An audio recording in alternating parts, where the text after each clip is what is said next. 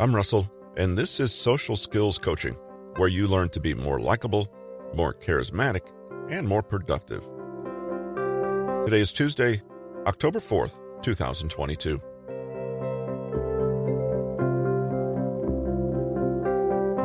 If you want to be able to talk to anyone, you have to develop the skill of active listening. So says Patrick King in his book, How to Talk to Anyone.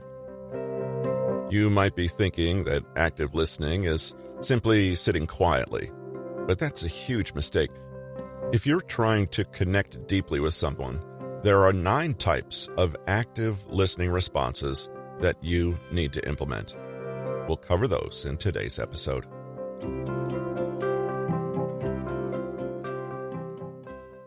Active listening is one of the strongest conversation skills you can have in your arsenal. It establishes respect and concern for your partner's viewpoints and makes it easier for you to process information that's intricate and difficult to understand through passive listening. It also eases the communication process. Active listening helps you learn what the other person's needs are and therefore makes you less cautious and more open with your responses. Perhaps above all else, active listening makes it 100% clear and certain that you are comprehending your conversation partner. They know that you're right there with them. At the same time, we have to push our ego out of the way so we can truly access what the other person is saying. We call this process active listening because it engages so many parts of our mind and makes us do something to understand what's being communicated. Therapists are excellent models of how to be an active listener. They listen to their clients with a clear purpose. If there's something they're hearing that they're not 100% sure about, they encourage their clients to be clear and deliberate. These therapists try to restate their patients' statements and ask them to elaborate on what they mean. Above all, they try to make their clients feel calm and safe about communicating through contemplation, clear body language, and a spirit of empathy. Therapists are driven by a very clear goal of hearing their clients out, and their every response is informed by this goal. Can we say the same about ourselves when we're trying to listen to others? Active listening involves a few essential types of reactions and inquiries that you can start using almost immediately. These are all designed to ensure that the speaker can feel you're on the same emotional page as them. After all, what's listening if it's only going on inside your head and not being conveyed to the other person? Comprehending. The first step in active listening is, of course, comprehending what the other person is saying in the first place. If the person who's talking to us is speaking the same language as we normally do, this process is fairly automatic. But there are other potential blocks. For example, if the person uses a lot of jargon or slang that we aren't familiar with, or if there are differences in generation, social standing, or culture that we just don't know enough about. Above all else, you just want to make sure you're on the same emotional page as the speaker so you can ascertain their needs and desires at the moment. A great thing to ask if we're not understanding what someone's saying is, "Can you explain it to me as if I were 5 years old?" A 5-year-old knows enough words to hold a conversation, but needs to have relatively complex situations described to them in a very patient, deliberate way using the words they already know. Especially if you think the other person fears appearing condescending or patronizing, asking them to describe something as if you were, let's say, far younger than your actual age can make them feel a little more at ease. Other statements to ask for help comprehending include, "What happened? Tell me your story. What do you mean? Tell me more. Can you clear this part up for me?"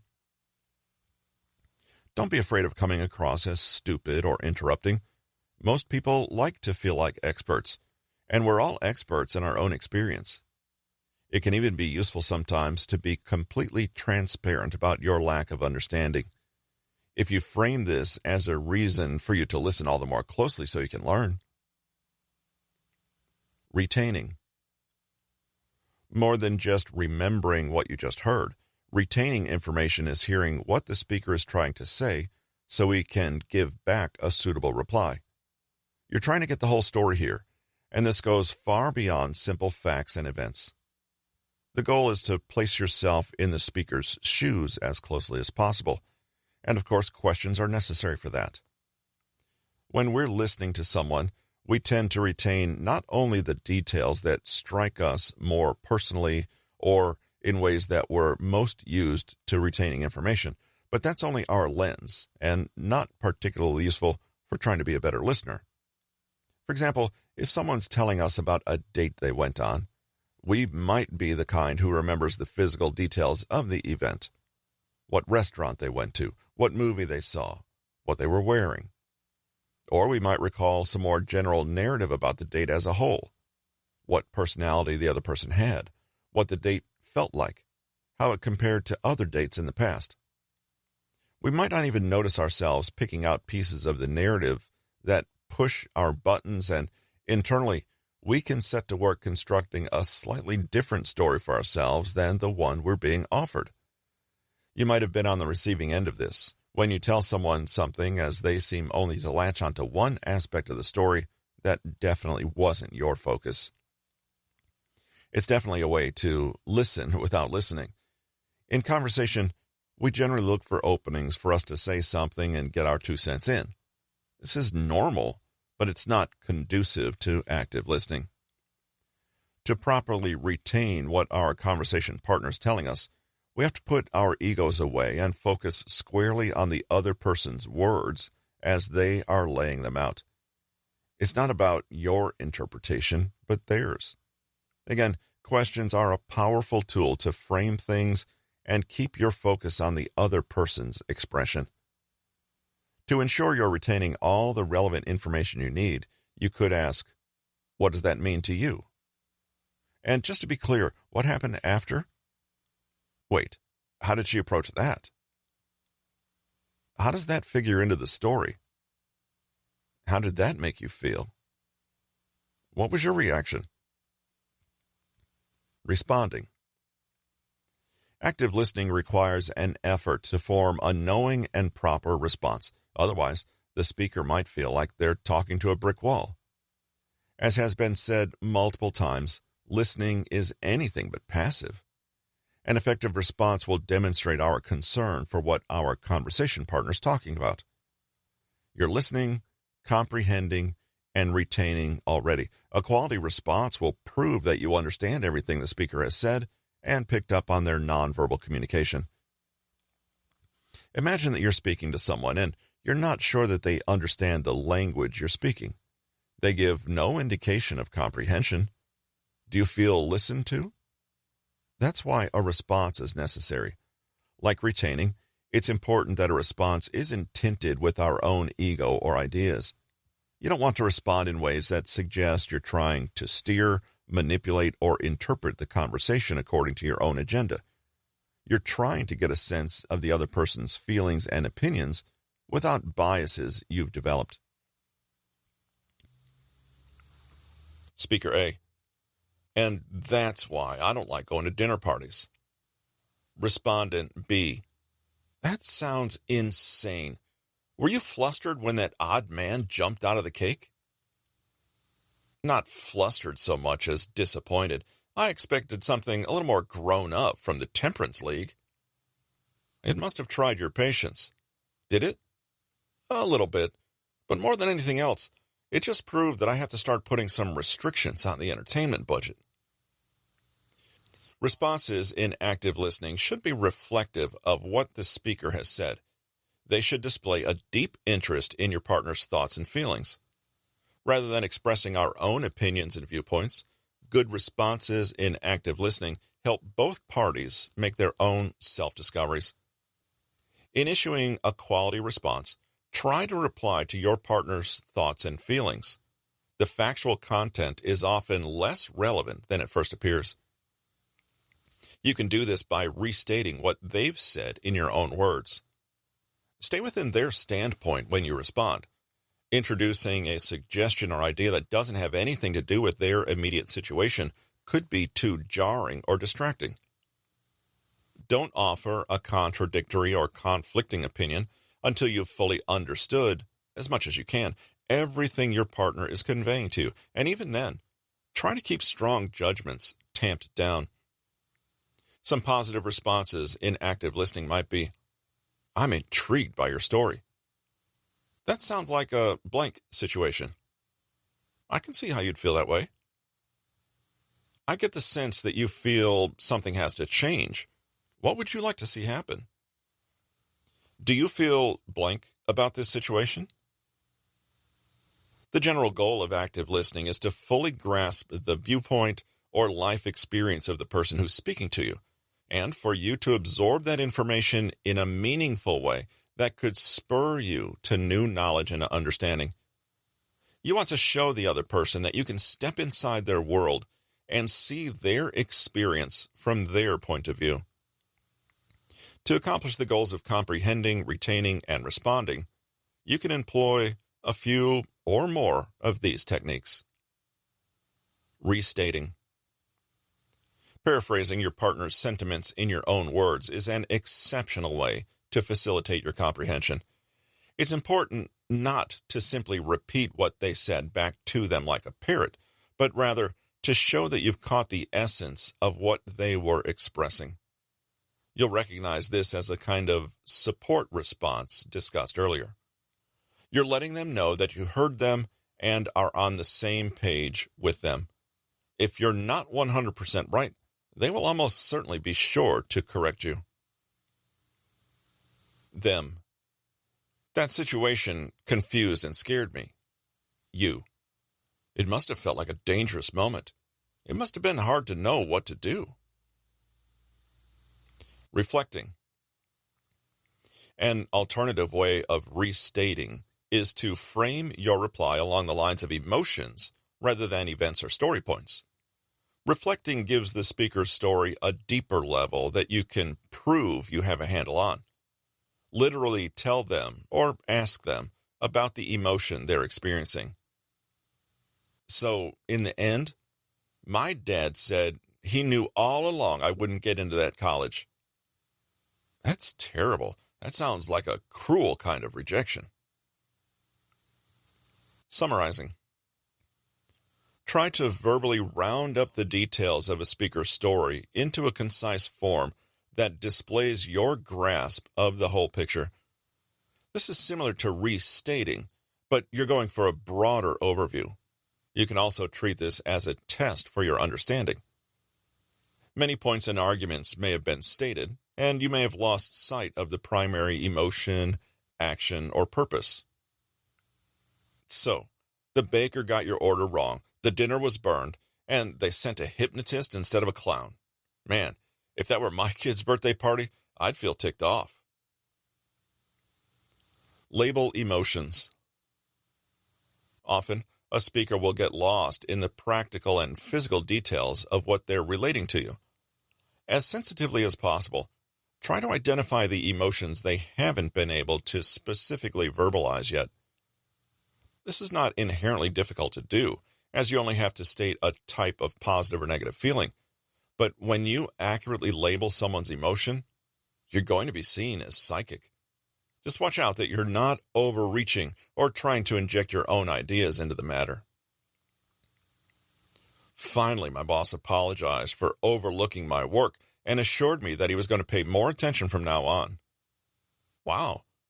I'm guessing you feel pretty relieved and vindicated by that. Not to mention a little cocky.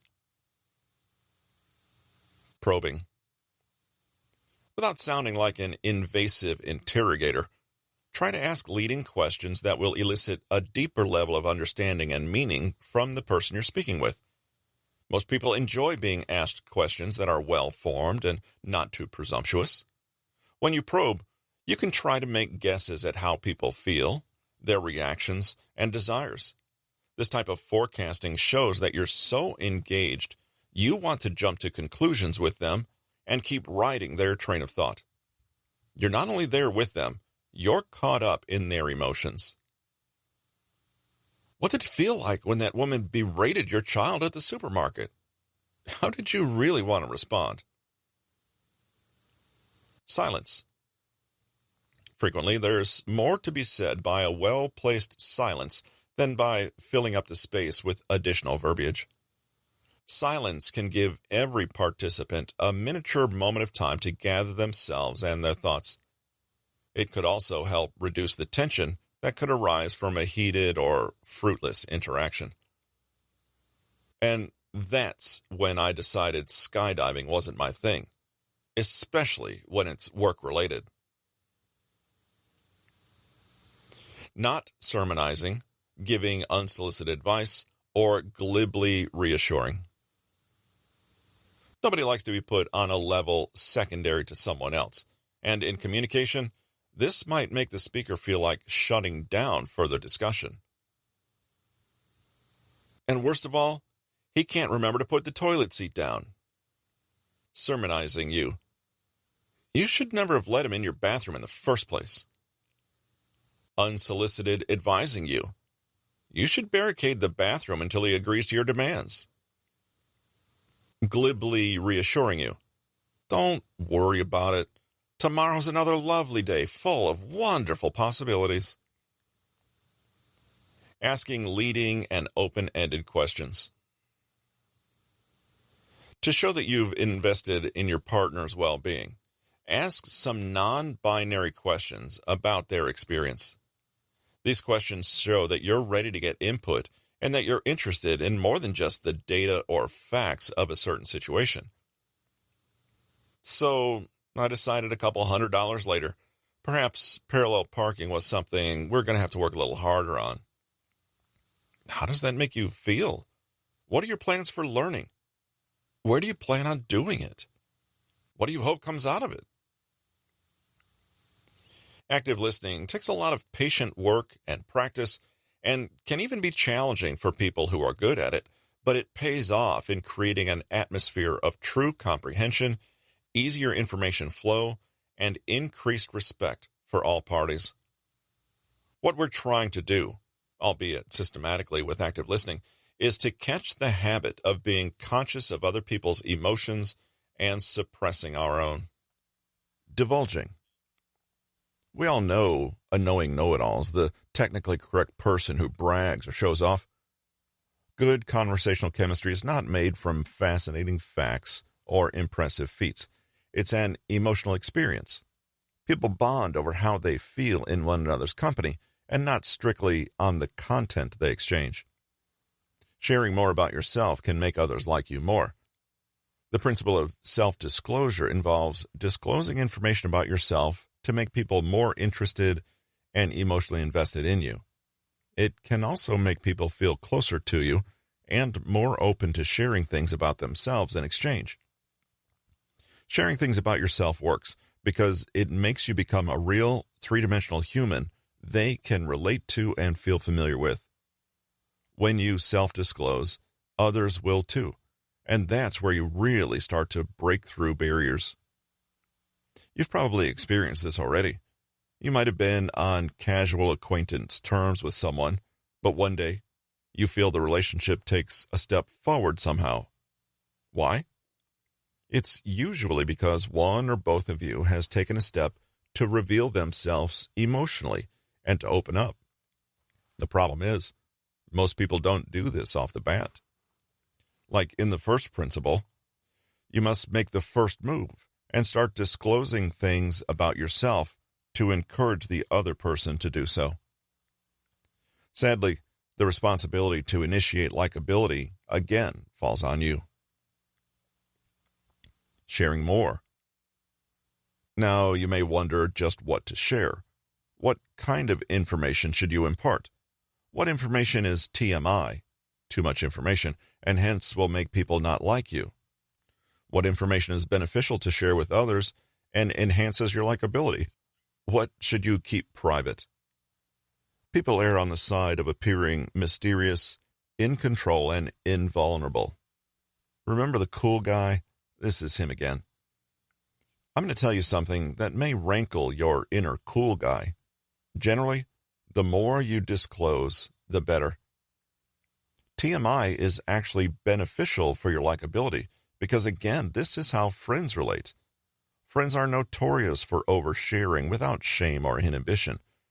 They may laugh, gag, or declare, "I didn't need to know that." But they still share everything.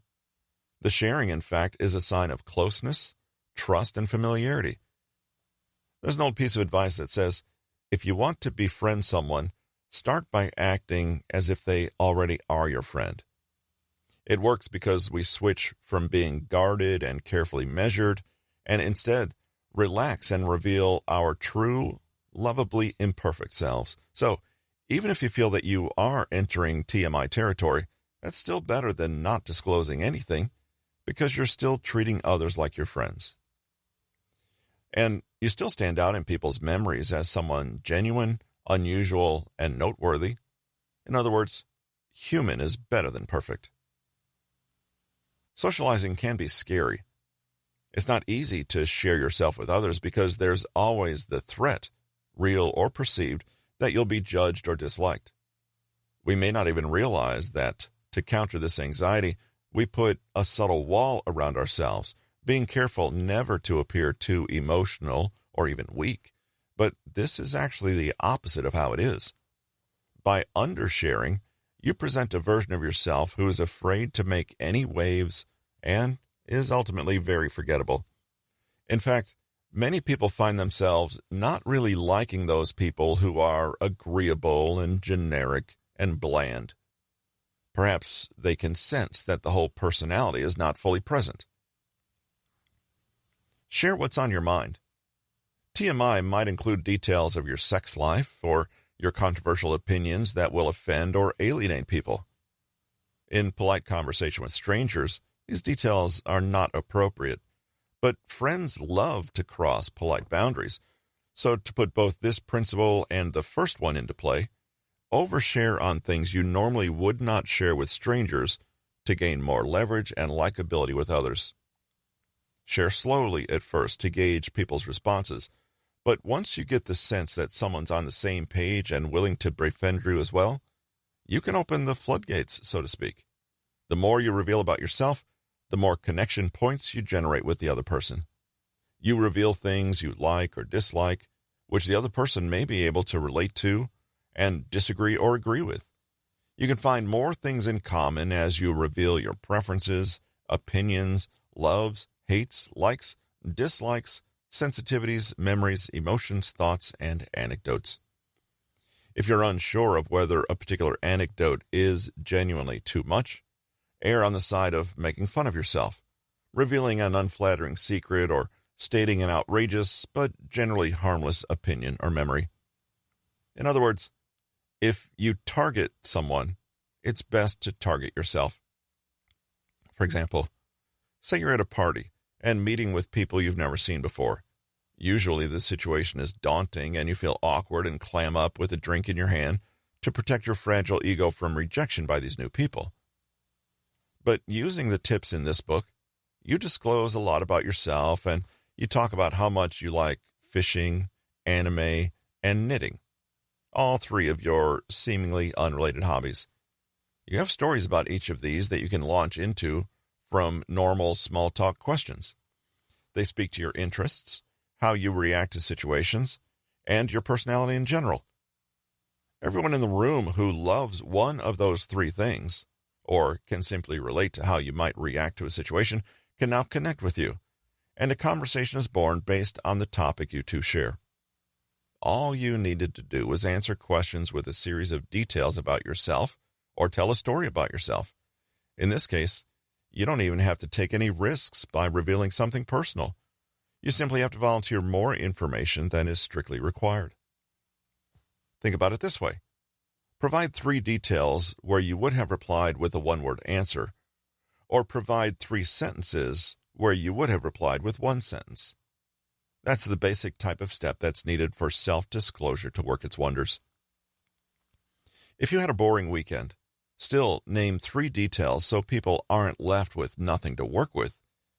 It might feel extraneous at first, but it might also let you realize how little you disclose about yourself to others. Share your emotions. The reason emotions are so powerful is because they are universal. Everyone in the world, from Americans to Aboriginals to African bush people, share similar emotions, emotional responses, and even facial expressions. Scientific studies have shown that people from different cultures can recognize what smiles and frowns mean, which indicates that all people feel and express emotions in similar ways. So expressing your emotions and making them known to others is a foolproof method to get others to feel close to you. You access more primal, universal, and nonverbal ways to communicate. You become more human and relatable when you express your emotions. And others feel more comfortable expressing their own emotions and agreeing or disagreeing with how you feel once you dare to be open about your emotions. It's as though, in sharing your own self freely and confidently, you communicate to others that you will receive them in the same way and that it's safe to be genuine with you in return. Again, this starts with talking about how happy or sad something makes you. That's all it takes to open a deeper dialogue. It can be particularly effective to lean into the kinds of emotions that other people feel less inclined to share. For example, somebody sharing how happy they are about being newlywed to their dream partner will get good reactions from people. But perhaps they may respond more readily when you share an amusing but embarrassing story of something unusual that happened to you. We are all, to some extent, wearing social masks.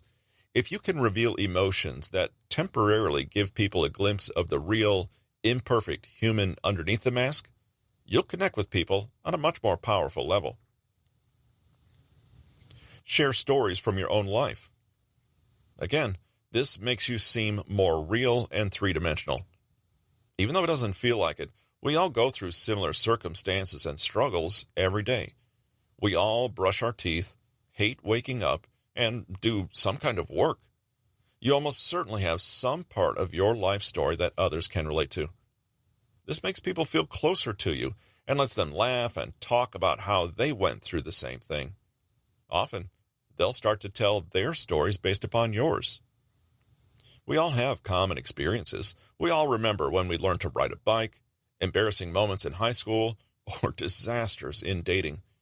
Share your story with gusto and make it seem more engaging and entertaining. Finally, give people room to interject with their own stories so that they can feel as if they are participating and relating to you. You won't be as likable if you hog the spotlight and never let others talk. The purpose of sharing is to encourage mutual sharing, so don't keep things focused on you. Ultimately, you want to just get into the habit of talking about yourself more and sharing things you wouldn't necessarily think about sharing right now. You can work on even just thinking out loud more. You seem more real and spontaneous to others, and you ensure that others can relate to you. You create more conversations out of thin air. It can be intimidating. You've been taught your whole life to be modest and even private. Now, you're going against years of teachings. You may worry that you're bothering others or overstepping boundaries. You may wonder if anyone cares about your weird story or wants to know your opinion. But the thing is, you'll find that people actually love it when you talk about yourself more and become more open. It's an invitation for them to be more genuine and relaxed. You'll have an easier time capturing others' attention, forming bonds, and even having fun with others just because you talk about yourself more. Be warned, though, that this isn't permission to focus on yourself to the detriment of the conversational flow. The obvious rules still apply. Listen to others, ask questions, and share the floor rather than taking the opportunity to give a speech. The only time where sharing more is a bad move is if you dominate the conversation to do so. For example, interrupting someone else's story so you can interject your own. No judging. If you're still on the fence about opening up about yourself, here are some scientific studies that support the value of doing so in social situations. A 1989 study by Hilton and Fine set out to determine the cause of people's judgments, assumptions, and stereotyping. What made the brain immediately assign traits and a veritable backstory to some people versus others? Why were some people so quick to jump to conclusions? It was found that the less information people had about a certain subject or person, the more they began to fill in the gaps with information that was stereotypical of a general representation. If I described someone who belonged to a country club, drove an expensive car, played tennis, and liked lacrosse, there's a very specific image you might conjure up. It's almost like other people become like Rorschach blots onto which we project our own biases and assumptions. The more vague the picture, the more room for our own personal interpretation to come into things. To prevent stereotyping and being instantly judged, Hilton and Fine found that simply providing details about the subject completely unrelated to the stereotype in mind diluted the stereotype and made people more likely to trust and like others. The more detail about the person, the better, even if it was completely random. This worked to turn people from members of a homogeneous group into unique individuals. When we have limited information, we assume a person is just the same as the most stereotypical representation that has those traits. When we have more information about someone in any regard, we realize we can't define them by those one or two traits, and we cease stereotyping and judging. You can make people like you more, stereotype you less, and emotionally invest in you more by providing seemingly useless and nonsensical details about your life. Recall the example of the person who liked anime, knitting, and fishing. If they were in the company of people that had unflattering assumptions about anime fans, the detail about fishing and knitting may go a long way to canceling those out. They might realize, oh, this isn't a stereotype. This is a complex, even contradictory person. People like to make fun of TMI as a kind of social faux pas, but the reality is that TMI can ultimately make you more likable. Think about it. Who do you like and trust more?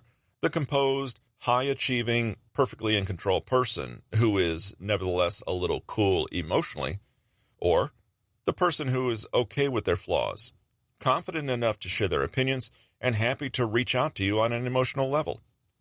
Of course, preferably you share positive or at least neutral information about yourself. You become less of a threat and more of a known quantity. People become less suspicious of you and are more willing to give you the benefit of the doubt. In other words, you start to seem like a friend. By sharing seemingly trivial information about yourself, you allow people to feel like they know you, and they stop making assumptions. And again, it doesn't even matter if the details are relevant to your identity, career, non-threatening nature, or life. You can share your preference of glasses brand, your favorite color, or perhaps where you went to school. The more information about you that is out there, the less readily people can judge and stereotype you, simply because you won't fit those stereotypes and assumptions anymore. For example, what if we learned that the person who plays tennis and belongs to a country club was poor growing up and went to college on a tennis scholarship? Also, they drive a 20-year-old car and prefer to eat burritos. Does that change your view of them? We certainly wouldn't stereotype and make more assumptions about them like we previously did. In fact, the additional information we've learned blows the doors off any category we could put them into. And in a sense, that's the goal, to make it impossible for us to fit into any broad category or generalization. People are only judging you based on what they aren't seeing of you. With more information, people suddenly become three-dimensional and not the static character biographies we see in movies. They are suddenly part of a story, which is also compelling. We're humanized, and we eventually realize that all humans are complex amalgamations. We were never going to fit into a stereotype or box. In reality, you haven't done anything profound. You haven't even given any information that's important or useful. Oversharing to maximize likability works to get people to feel that they know different sides of you. An easy way to share more details is to get into the habit of offering unsolicited information. For instance, if someone asks about your weekend, don't resort to answering, "Good, how about yours?" A guideline I like to use is to give 3 or 4 distinct details when answering easy questions. In this way, you'll get into the habit of giving people more information, which will make conversation flow better anyway. Here's an example of zero sharing, little information, and a high likelihood of judgment and stereotyping. "Where are you from?" "Oklahoma. You?"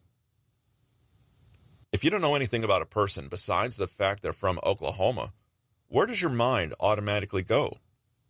It goes to whatever your stereotypes about Oklahoma are. You don't know if this person was born there, raised there, or only lived there for a couple of years. You don't know what they feel about Oklahoma. You don't have the context to make a good judgment about them, and yet you do anyway. So this one trait defines them in your mind. Now, here's an example of why giving unsolicited information can be helpful. "Where are you from?" "Oklahoma, but I was born in New York. My parents were originally from France, and I grew up visiting France very frequently. Also, I have 8 dogs." Now, attempt to put this person into a box. It's the same person as before, but it's nearly impossible because there's so much information about them that you simply have to take them as they are. By knowing more about them, they become more humanized and interesting. You may even find yourself wanting to know more about them, like, why on earth 8 dogs? The added benefit to sharing unsolicited information, and more in general, is you make it extremely easy for others to connect with you. When you spot off details about your life, it's easy for them to find common ground and know you as a person. If you divulge personal information or intimate details of your life, you'll also be appearing to take the first steps to building trust and showing vulnerability to others. The more that's out there, the more there is for people to hook on to and relate to. In 1997, Arthur Aaron found that sharing did more than simply make you less susceptible to judgment from others. It creates emotional closeness and investment. In fact, the more intimate and invasive the information, the better. He split participants into 2 groups. One group questioned each other on 36 very specific and intimate questions, including personal vulnerabilities and insecurities.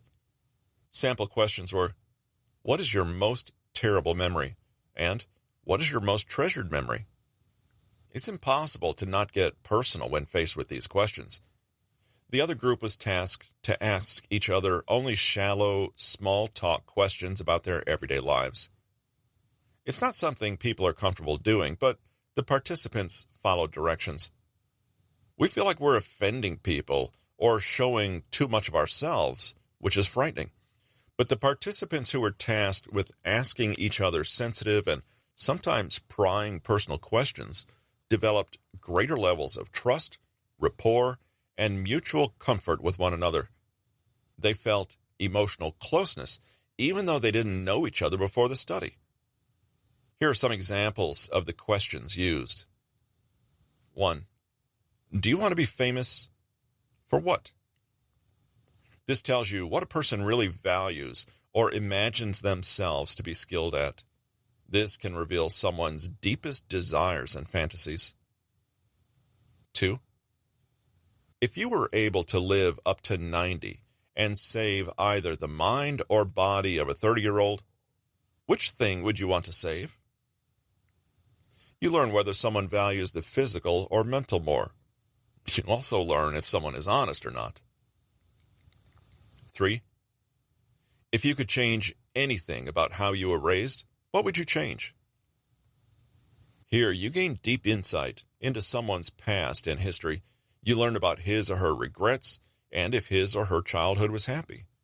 You may learn some deeply personal secrets about someone. If you could wake up tomorrow with any one quality, what would that quality be? This question enables you to learn what someone wants to be and what he or she values in a person. The person you're asking this question of will always answer with the quality that matters most to him or her, or perhaps the one they feel they lack. 5. Is there something that you've wanted to do for a long time? Why haven't you done it yet? People all have dreams. They also have regrets. Asking someone this lets you uncover what he or she dreams of or what he or she regrets not doing. It also makes him or her like you more because you are essentially goading this person to live his or her dream before it's too late. The other group, however, didn't develop this level of trust, confidence, and intimacy. They essentially remained at their initial level of emotional closeness. Aaron proved that when you share information, the receiving parties will like you more and feel closer to you and reciprocate. In a way, effective small talk is anything but small. It represents quite a big leap we take in broaching the distance between being strangers and being close friends. Finally, according to a study by Theodore Newcomb, people tend to like those who are similar to them. The similarity attraction effect is where people are drawn to like people. Newcomb measured his subjects' views on things like sex and politics and then sorted them into a house to live together. The subjects who shared the same viewpoints were usually friendlier by the end of the study than those with dissimilar viewpoints. To compound the results of Newcomb's study, another study conducted by researchers at the University of Virginia and Washington University in St. Louis found that Air Force recruits tended to get along better with those who shared their negative personality traits rather than their positive ones. Now, you don't necessarily have to agree, but here's the thing. You can only discover possible similarities when you self-disclose. So, by sharing more about yourself, you can find things in common that make others like you more. Even if you don't ultimately find anything in common, you will still be appreciated by others as frank, forthright, and confident. You know all those characters and celebrities that people love to hate? The fact is that a genuine person is simply more likable and appealing, even if you don't agree with them. The search for similarity. Think back to the last time you met someone new at a networking event or party. What was the first topic out of your mouth? It was probably one of the following. Where are you from? Who do you know here? How was your weekend? Where did you go to school? What did you do? While these are normal small talk questions, we ask them instinctively, not because they're great at breaking the ice. In fact, as you well know, they're usually terrible for breaking the ice and can make people feel immediately bored. We actually ask them instinctively because we're searching for commonalities. We're searching for the Me Too moment that can spark a deeper discussion. For instance, if we ask the question, where did you go to school? We're hoping they attended the same university as us, or a university where we have mutual friends. The next natural question we always ask is a variation of, oh wow, what a small world. Do you know James Taylor? He also went there around your time. While you may not realize that, you are always hunting for similarities. And similarities are another way of setting a tone of friendship, familiarity, comfort, and openness. It's the type of feeling you share with your friends, and the same feeling that can instantly skyrocket your rapport. As much as we would like to think that we're open-minded and can get along with people from every background and origin, the reality is that we usually get along best with people who we think are like us. In fact, we seek them out. It's why places like Little Italy, Chinatown, and Koreatown exist. But I'm not just talking about race, skin color, religion, or sexual orientation. I'm talking about people who share our values, look at the world the same way we do, and have the same take on things as we do. As the saying goes, birds of a feather flock together. This is a very common human tendency that is rooted in how our species developed.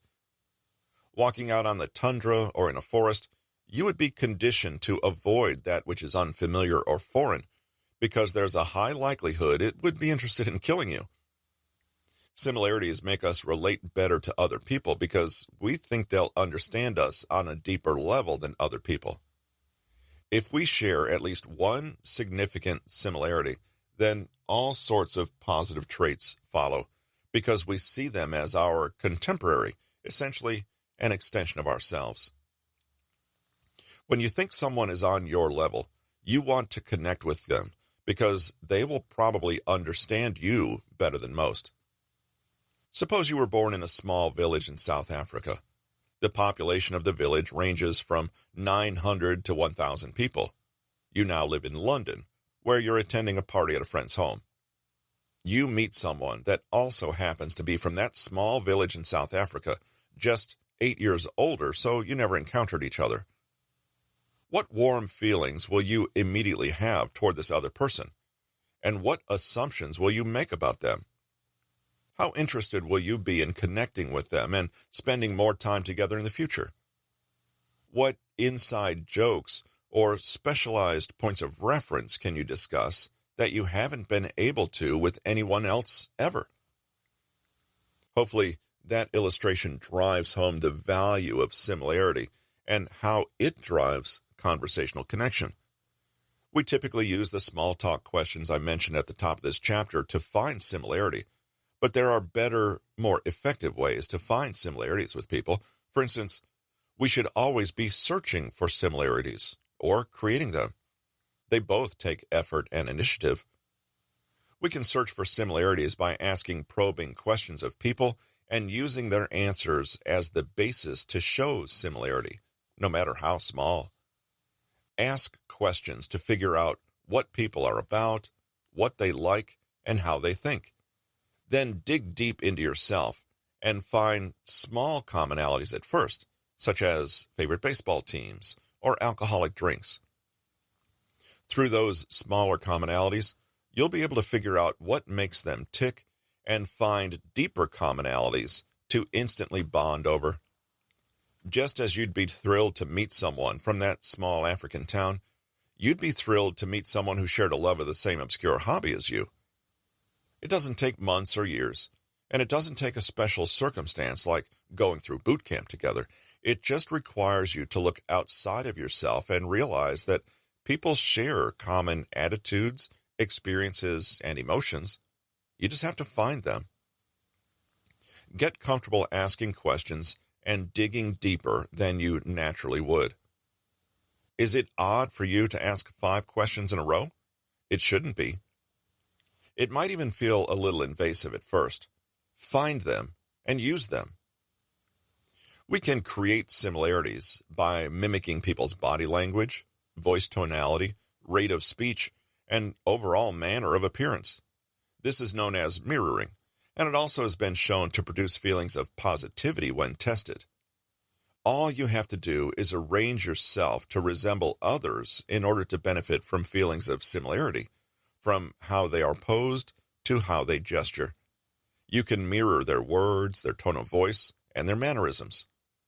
Keep in mind that mirroring is not just about reflecting them on a wholesale basis. Instead, it's all about communicating to them that you share similar values and have the potential to connect intimately. You can mirror physical signals, gestures, tics, and mannerisms. For example, if you notice that someone uses a lot of gestures when talking, you should do the same. Similarly, if you notice that someone's body language involves a lot of leaning and crossing of arms, you should do the same. You can mirror their verbal expressions and expressiveness, tone of voice, inflection, word choice, slang and vocabulary, emotional intonation, and excitement and energy. Similarities are easier to find when you share personal information and divulge details. Statement 1. You went skiing last month. Statement 2. You went skiing last month with your 2 brothers and you almost broke your foot. Which one of those stories is easier to relate to and find similarity with? Obviously the second version, since there is literally 3 times as much information. If you're having trouble connecting with others, it's likely you are expecting to find a similarity without sharing anything yourself. If sharing even this amount of detail feels uncomfortable and unnatural for you, it's a sign you probably don't give your conversation partners much to work with, and you're essentially dropping the conversational ball when it's hit back to you. You may be the cause of awkward silence more often than not, because others will expect a back and forth flow, but they end up doing all the work while you wonder what's wrong. In other words, get used to this feeling of discomfort, because it's something you need to improve upon.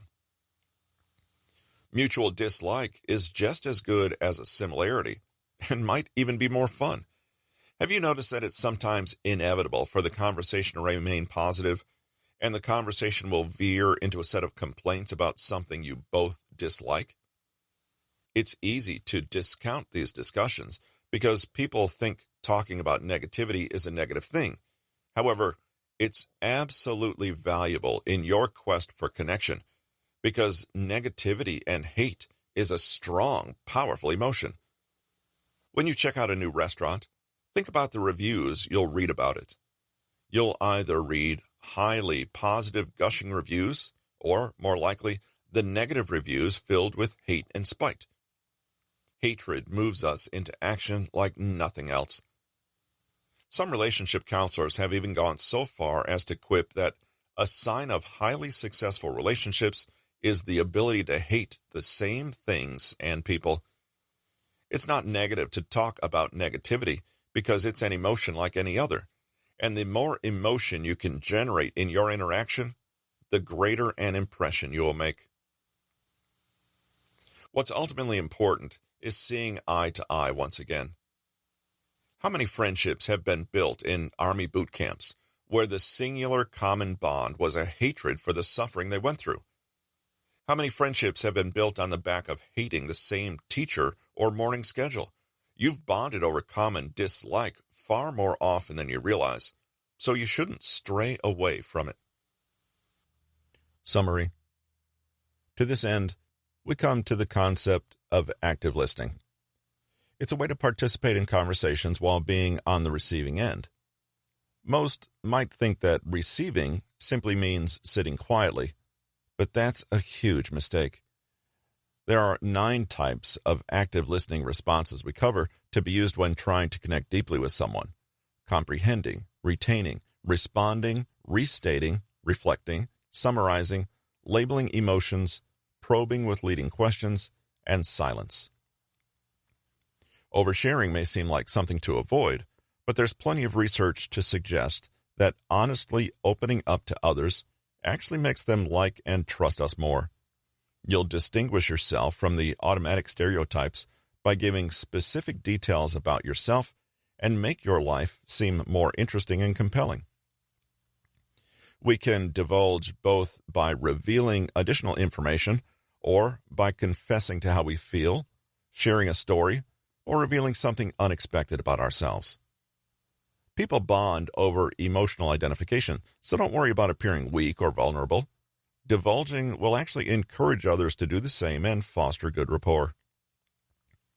When we engage with others, a golden rule of engagement is to focus on finding similarity and creating a sense of a shared experience and familiarity.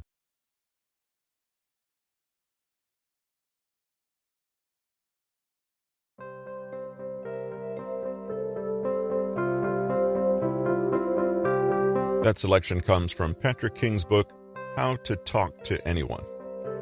And in that vein, here are some conversation starters that you may wish to implement in the coming week with your international acquaintances. Today is the Hindu holiday Dussehra. Wednesday, tomorrow, is Yom Kippur for the Jewish. Saturday is the Prophet's birthday for the Muslims. Sunday is Leif Erikson Day. And Monday, again, Sukkot for the Jewish, and Columbus Day, or for the more progressive, Indigenous Peoples Day. It's also a federal holiday in the United States. And Yesterday, in 1969, Gwen Stefani was born, and we'll leave you with this today from Gwen Stefani. After you make a fool of yourself a few hundred times, you learn what works.